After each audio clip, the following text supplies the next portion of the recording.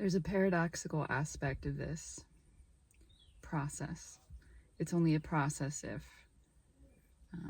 there continues to be absorption in the thoughts which are resisting the total relaxation into our true nature.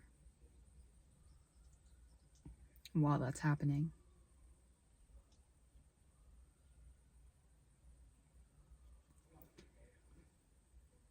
we say, I have earned or acquired so much in this relative reality that I don't want to lose. I don't want to, if I become happy enough, I won't have the drive to keep my job, this job that's currently stressing me out, or to maintain these relationships that aren't authentic or serving me. And if I walk away from these relationships or this stressful job, I won't be able to keep this large house with the large payment.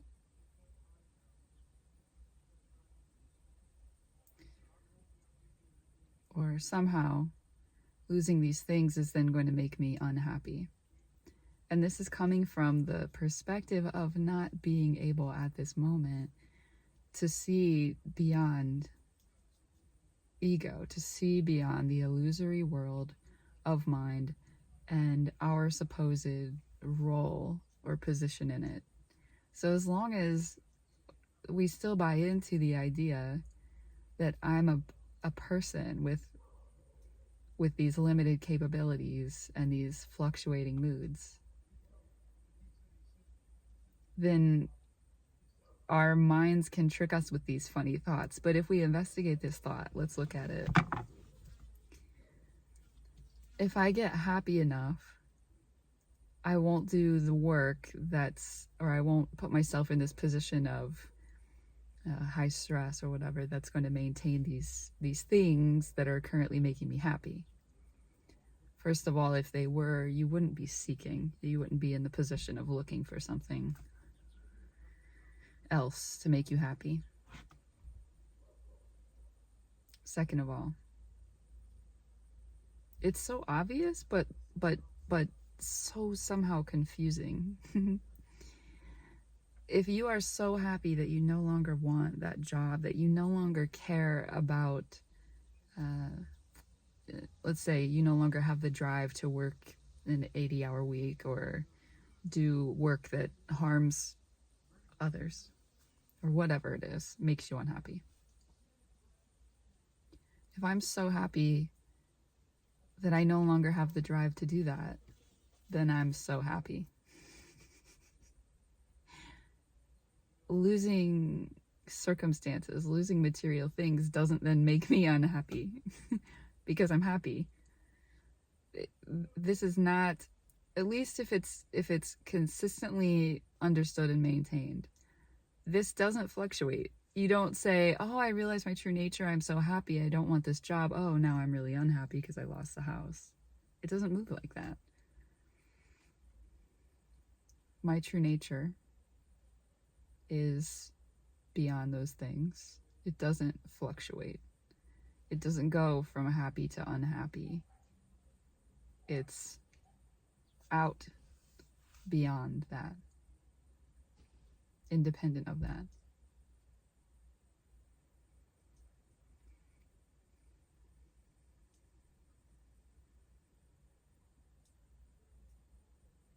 The question we have to ask ourselves is, what do I want more? The truth, myself, or the illusion and the character? If you want the character more than you want the truth, I don't say this to be snarky, but you haven't suffered enough. There hasn't been enough suffering in this experience to make you, on a soul level, say, oh, shit, yeah, okay, I'm ready. And that's fine. Nobody is going to tell you when to awaken to the truth.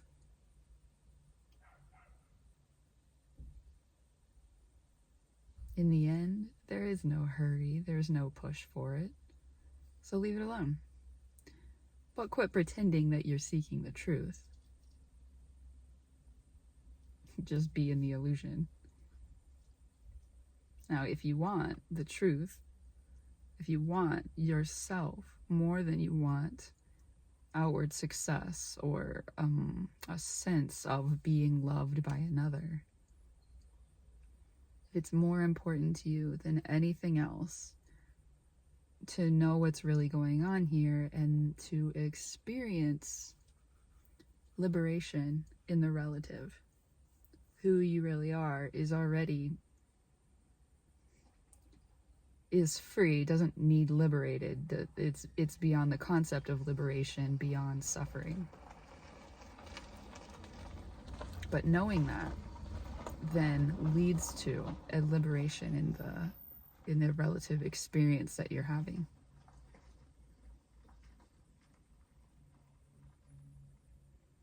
But this is kind of the thing that makes this into a so-called journey. It can be pretty easy. It's very simple, and it can be quick to be so-called self-realized, to realize your true nature, to have it become real to you in this experience.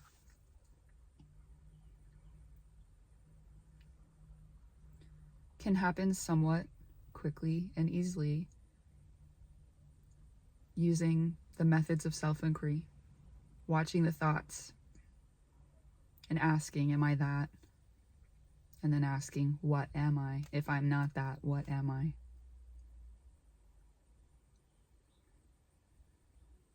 But then after that, there's still this program that runs. It may, if there's not a continuous, complete unfoldment of some understanding in a moment, then there will be this process of integration where I know my true nature. It's been experienced. There's no doubt. And yet, the attention can still be absorbed back into this illusion. Something happens and the attention goes back in. I haven't left myself. Myself is still at peace. But the experience of the relative is one again of chaos.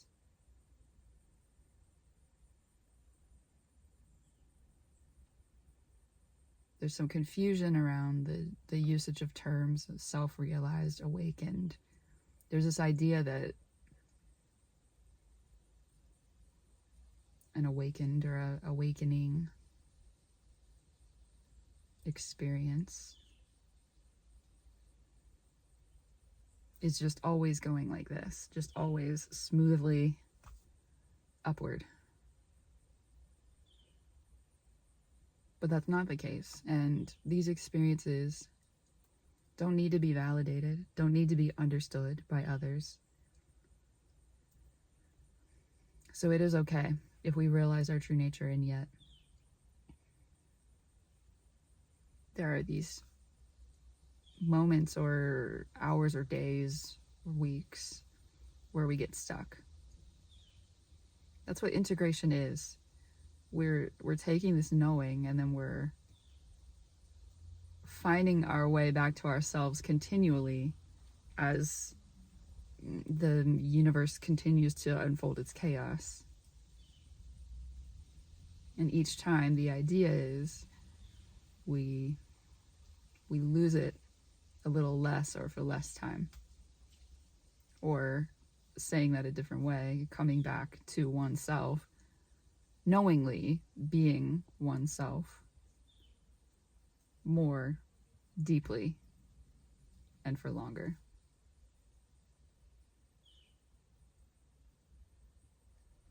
But if we're starting this journey with no no baseline, no sense of understanding of peace. We don't even know what we're looking for. We don't. So the mind can't even conceive of a lasting peace in order for there to continue to be motivation on the end of the side of the mind to continue to seek oneself. So getting lost and saying, oh, this is affecting my relationships. It's affecting my work. This is ruining my life. So I'm going to let it go. You can try.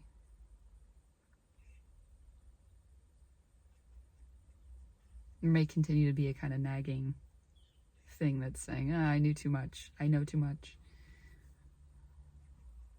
Part of you, the part of you that's real, knows the truth. And the whole point of this is to unfold that, to show oneself to oneself, the hide and seek, back and forth play.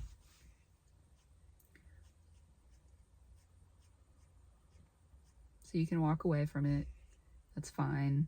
Circumstances may bring you back around, or there may be continue to be an unhappiness or an emptiness in the experience that brings you back.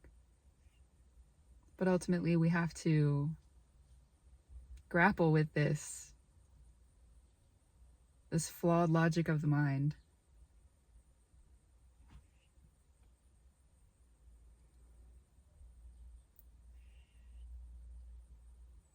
This is like a scary thing to admit to oneself or to say out loud to people.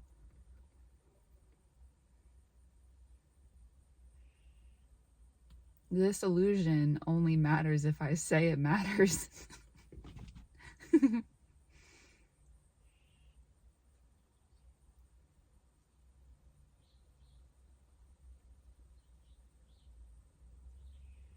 This isn't to bypass. We don't live in the clouds and not care about about the suffering within the various experiences. We don't use it to push past and suppress and repress the operations of the mind. It reconciles it all.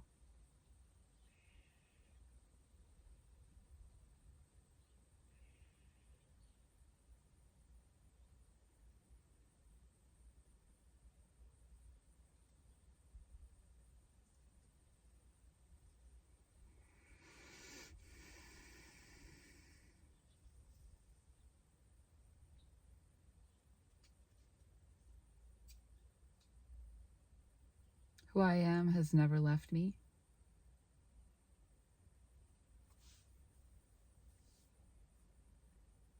There are no curses.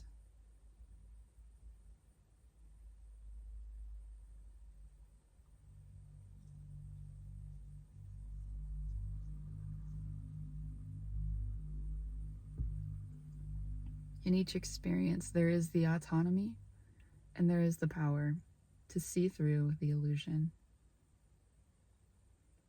at any point. That's really the only free will that there is, the option to engage with the illusion or to disengage.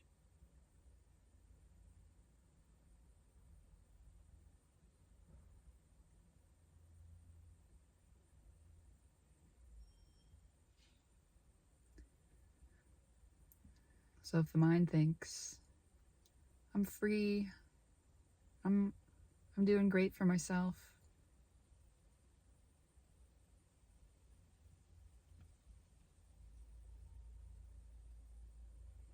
and the next day it's plummeting and it's road raging and all these things. And still the mind insists, no, I'm happy and I don't have to seek anything and I'd rather just stay comfortable.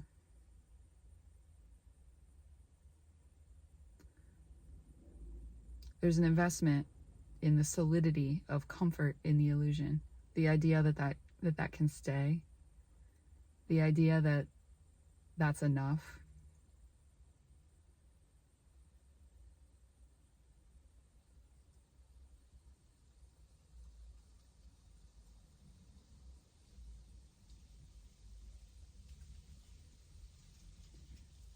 As long as this is believable enough, then it will continue to grab the attention. And ultimately, this is the difference between an awakened life and an unawakened experience, is where the attention is placed. Am I fixed? Am I trained? Am I obsessed with the experience of one form, one being, as though the outcome of that being's life, which isn't really a life because it's a character on a screen, but the outcome of this one being's life, that affects me somehow. If there's any belief in that whatsoever,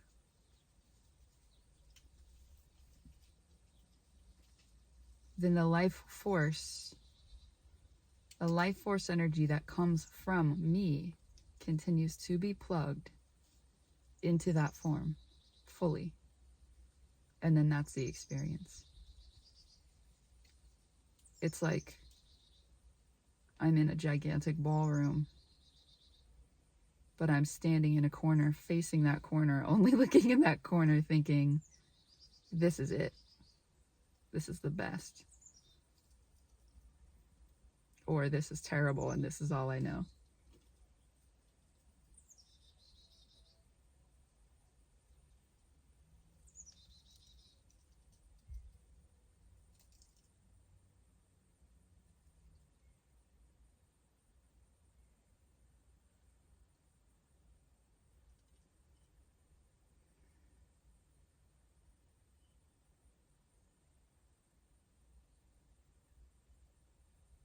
When we watch the thoughts, really watch them, we notice how small they are, how limited, how silly, and how false. When we watch these thoughts, we don't apply judgment to them. We don't say, oh, you're silly.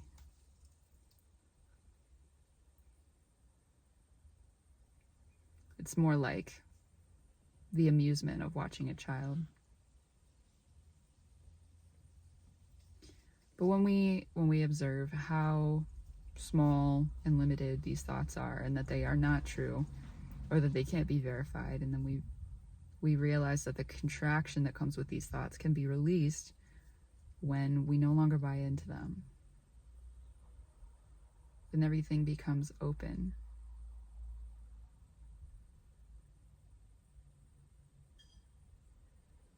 While this has the power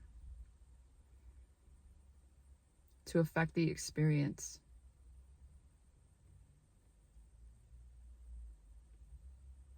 I mean, my knowing my true nature, my knowingly being awareness in this experience can shift the experience.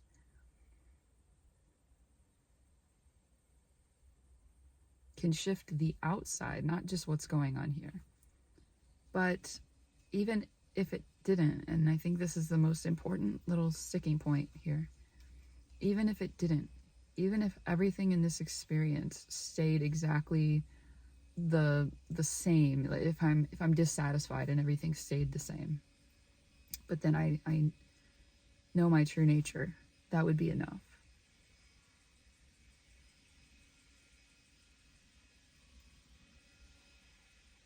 The idea that knowing my true nature needs to also serve the individual by improving circumstances is an egoic idea rooted in attachment to how this particular experience goes.